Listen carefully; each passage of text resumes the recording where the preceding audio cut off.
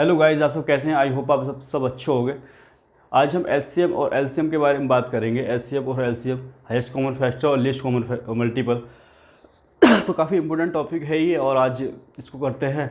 और जो एचसीएफ है, एलसीएम है, इसमें से क्वेश्चन भी पूछे जाते हैं, चाहे आपका सीजीएल का एग्ज़ाम हो, एसएससी का कोई भी एग्ज़ाम हो, चाहे फिर और अदर एग्ज़ाम हो। तो काफ़ी इंपॉर्टेंट है, मैं आपको बता रहा हूँ। एचसीएफ, हाईएस्ट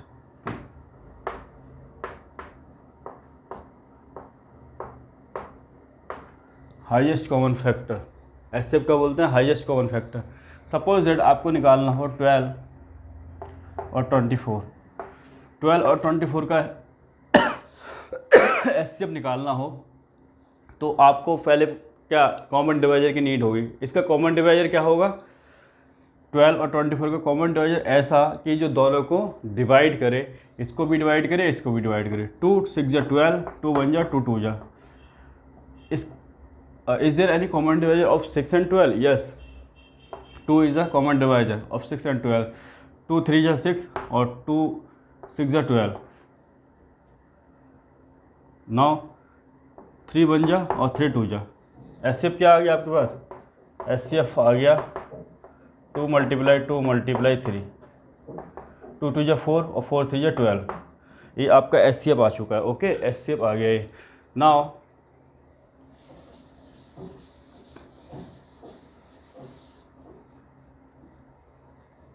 और एग्जाम्पल लेते हैं। 20 और 10 का निकाला हो एचसीएफ, तो कैसे निकलेगा?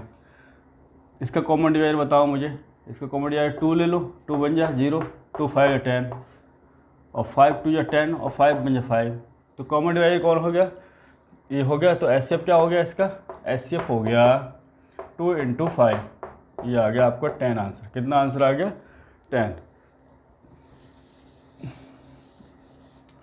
अगर मैंने कहा कि 10 और 15 का एचसीएफ बताओ,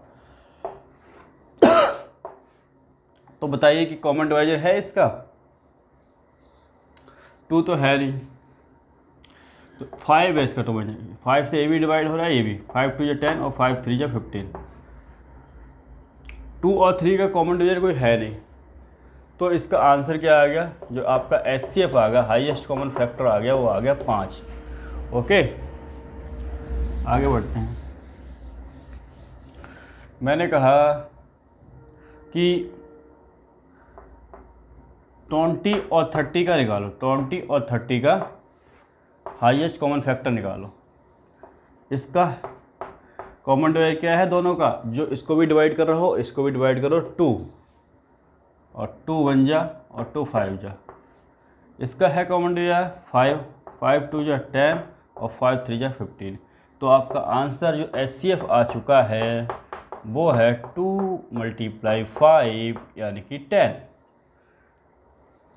एक क्वेश्चन आपको मैं दे रहा हूँ, आपने कमेंट करके बताना है उसका आंसर, कि आंसर क्या होगा। ओके, आंसर क्या होगा आप बताइए मुझे।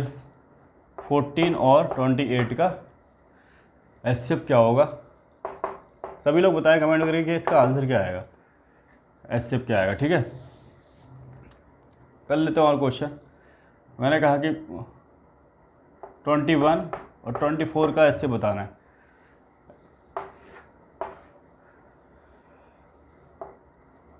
3 7 जा, कॉमन डिवाइड क्या है? 3, जो इसको भी डिवाइड कर रहा है, इसको भी। इसका कॉमन डिवाइजर है, इसका कॉमन डिवाइजर नहीं है, तो क्या आ गया? आंसर आ गया 3। ओके, ये 3 आ गया।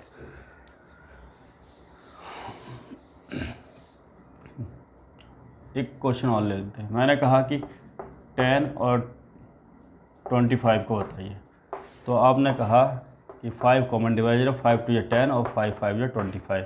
तो आपने ऐसे बता दिया कि 5 आ गया। ओके, अब एलसीएम के बारे में बात कर लेते हैं।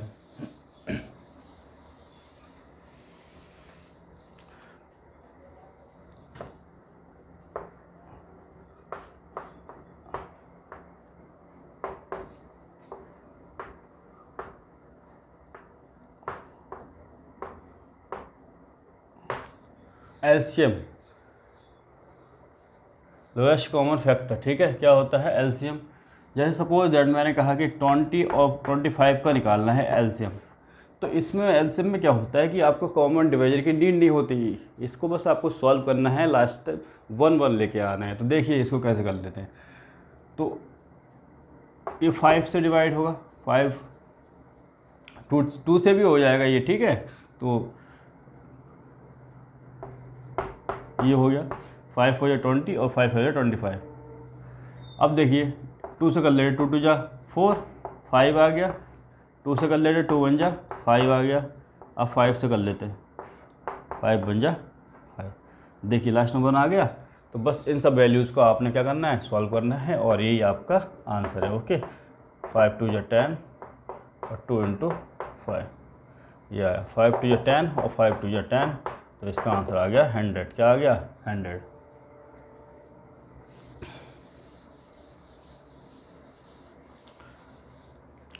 एक क्वेश्चन मैं आपको दे रहा हूँ, मैंने दे दिया 32 और आपको दे दिया 34।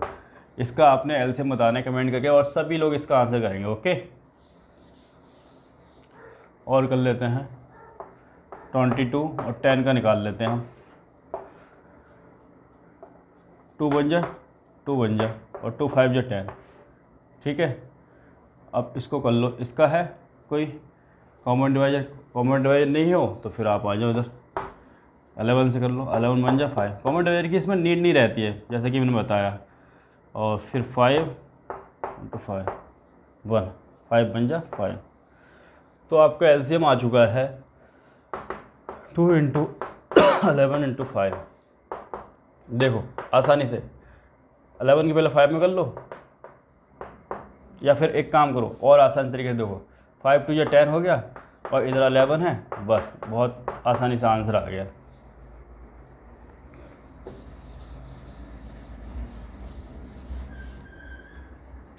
और ले लेते क्वेश्चन, आप ले लो 10 और 15 का, 10 और 15 का। 5 2 या 10 और 5 3 या 15। अब देखिए 2 1 टाइम गया, 3 रह गया और 3 से 1 टाइम गया। तो इसका एलसीएम आ चुका है 5 इंटू 2 इंटू 3 या 10 इंटू 3 इक्वल टू 30। कितना आ गया एलसीएम 30। अब एक ही मैं दोनों चीज़ें कराऊंगा, मैं एलसीएम भी कराऊंगा एचसीएफ भी कराऊंगा एक ही चीज़ में, और क्लियर हो जाएगा आपको, एकदम फटाफट क्लियर हो जाएगा। देखो एचसीएफ और एलसीएम, मैंने कहा कि 12 और 24 जैसे मेरे पास है, तो पहले एक ही में निकालना है, तो पहले एचसीएफ निकालना होता है। पहले क्या निकालना होता है एचसीएफ। तो बताइए इनका कॉमन डिवाइजर है, आप कहोगे जी है, 2 है, 2 6 जा और 2 बन जा। क्लियर हो गया। मैंने कहा इनका कॉमन डिवाइजर है, आपने कहा यस 2 है, ठीक। इसका कॉमन डिवाइजर कोई है 3 बन जा 3 2 जा। अब इसका कॉमन डिवाइजर नहीं है, तो जितने कॉमन डिवाइजर हमें अभी तक मिले वही आपका क्या है, उनकी मल्टीप्लाई एचसीएफ। एचसीएफ कितना आ गया 12, और एलसीएम कितना आएगा, जब तक 1 ना मिल जाए 2 से कर दो इसको, लास्ट नंबर में मिल गया ये चीज़। अब इनकी सबकी मल्टीप्लाई कर दो, 2 मल्टीप्लाई 2 मल्टीप्लाई 3 मल्टीप्लाई 2 4, तो ये आ गया 24। ये देखो एक ही चीज़ मैंने दोनों कर दिए हैं, 12 और 24। एचसीएफ 12 आया, एलसीएम आया 24। क्लियर हो गया होगा आई होप। अब इसका जो मेन एक फॉर्मूला होता है वो मैं आपको बता रहा हूँ, उसी पे बेस्ड क्वेश्चन पूछे जाते हैं। उस फॉर्मूला बहुत इंपॉर्टेंट है, वो 10th में भी है आपके। और जैसे वो फॉर्मूला है एचसीएफ इंटू एलसीएम, कि product of HCF and LCM equal to होता है product of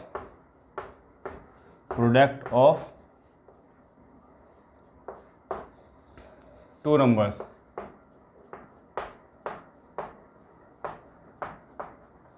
product of 2 numbers. और प्रोडक्ट ऑफ 2 नंबर्स एक तरीका और होता है, इसको ऐसे भी लिख सकते हैं HCF into LCM is equal to product of two number से मतलब है first number multiply second number. Clear? इसको आप ऐसे भी लिख सकते हैं HCF इंटू LCM। बहुत इंपॉर्टेंट है, इसको याद कर लेना आप। फर्स्ट नंबर को A मान लिया और सेकंड नंबर को B मान लिया। अब देखो इन्हीं जो चीज़ें हैं इनको अच्छे से समझ लो। मैंने आपको फर्स्ट नंबर दे दिया, यानी कि A बराबर दे दिया, ऐसे भी लिख सकता हूँ फर्स्ट नंबर 2 दे दिया, और B बराबर दे दिया मैंने 3, और मैंने आपको दे दिया HCF इक्वल टू दे दिया 4।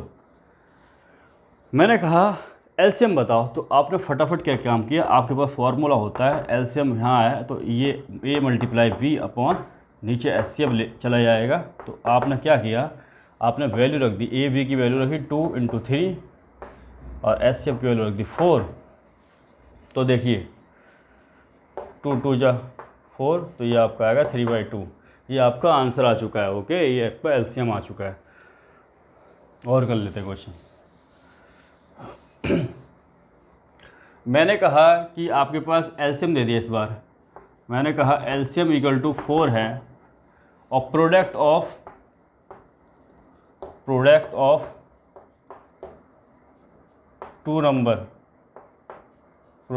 टू नंबर्स ऐसे लिख लो, प्रोडक्ट ऑफ टू नंबर्स है 4।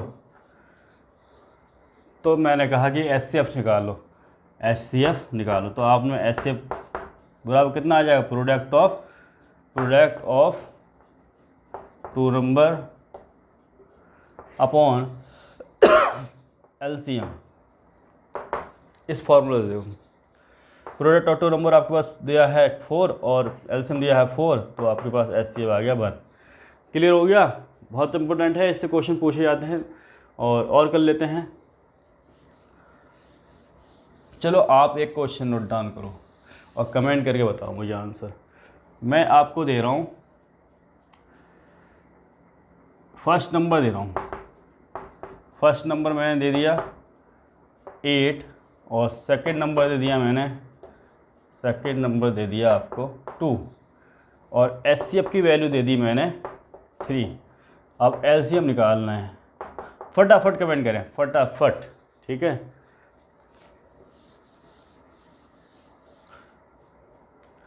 अगर HCF मेरे पास HCF इक्वल टू 10 हो, LCM निकालना हो, या फिर ऐसे भी हो सकता है, कोई ज़रूरी नहीं है कि LCM भी दे रखा हो, LCM 4 दे रखा हो, कहेगा कि प्रोडक्ट ऑफ नंबर निकालो। क्या निकालो? प्रोडक्ट ऑफ नंबर निकालो, प्रोडक्ट ऑफ टू नंबर्स निकालो। तो आप क्या करोगे, सिंपली दोनों की मल्टीप्लाई कर दोगे। फॉर्मूला ये कह रहा है कि दोनों की मल्टीप्लाई क्या होता है, product of two number. Answer आ गया आपका 40। कितना आ गया, product of two number. Clear हो गया? ऐसे भी क्वेश्चन बनेगा, क्वेश्चन ऐसे ही बन सकता है। ये देखिए, उसने दे दिया HCF भी दे दिया, इस बार HCF दे दिया 2 और LCM दे दिया 3, और फर्स्ट नंबर दे दिया आपको, क्या दे दिया, फर्स्ट नंबर दे दिया 5 दे दिया, चलो 10 मान लो, 10 दे दिया। ठीक है, कहेगा कि सेकंड नंबर निकालो, कितने लोग कर लेंगे सेकंड नंबर, तो बस HCF into LCM, first number नीचे आ जाएगा और सेकंड नंबर निकल जाएगा। तो सेकंड नंबर कैसे निकलेगा, सेकंड नंबर निकलेगा, होता है HCF into LCM upon first number. HCF है आपके पास 2 और ये है 3 अपॉन 10 फर्स्ट नंबर, तो 6 अपॉन 10 आ जाएगा। ये आपका जो सेकंड नंबर आया 6 अपॉन 10। तो काफ़ी इम्पोर्टेंट है, और SSC में इससे रिलेटेड क्वेश्चन पूछे भी जाते हैं। और अब कुछ क्वेश्चन नेक्स्ट क्लास में करेंगे। तब तक के लिए जय हिंद, वंदे मातरम साथियों।